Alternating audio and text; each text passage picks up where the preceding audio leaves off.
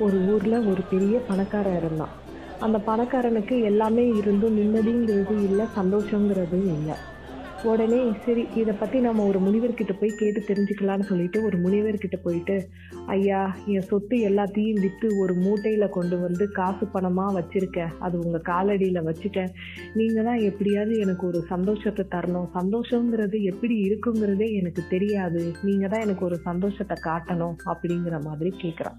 அதுக்கு அந்த முனிவர் மறுபேச்சு கூட பேசாம அவர் காலடியில வச்சிருந்த மூட்டைய தூக்கிட்டு வேகமா ஓட ஆரம்பிச்சுட்டாரு.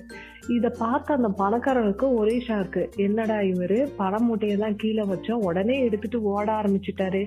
ஒருவேளை இவன் போலி சாமியாரா இருப்பானோ? நம்ம தான் வந்து ஏமாந்துட்டோமோ? அச்சச்சோ! நம்ம கஷ்டப்பட்டு சம்பாரிச்ச சொத்து பணம்லாம் அவன் கூடயே போகுதேன்னு சொல்லிட்டு அந்த முனிவர வேகமா பின்னாடி தொரத்த ஆரம்பிக்கிறான். ஒரு ஸ்டேஜ்ல அவர தொரத்த முடியாம டயர்ட் ஆகி ஒரு இடத்துல உட்கார்ந்துடுறான். அப்போ அந்த முனிவர் திருப்பி வராரு இவன்கிட்டயே வந்து அந்த பண மூட்டைய வந்து தந்து, "இந்தாப்பா உன் பண மூட்டைய நீயே வச்சுக்கோ" அப்படின்னு சொல்றாரு. அப்போ அவனோட முகத்துல ஒரு அளவு கடந்த சந்தோஷம்.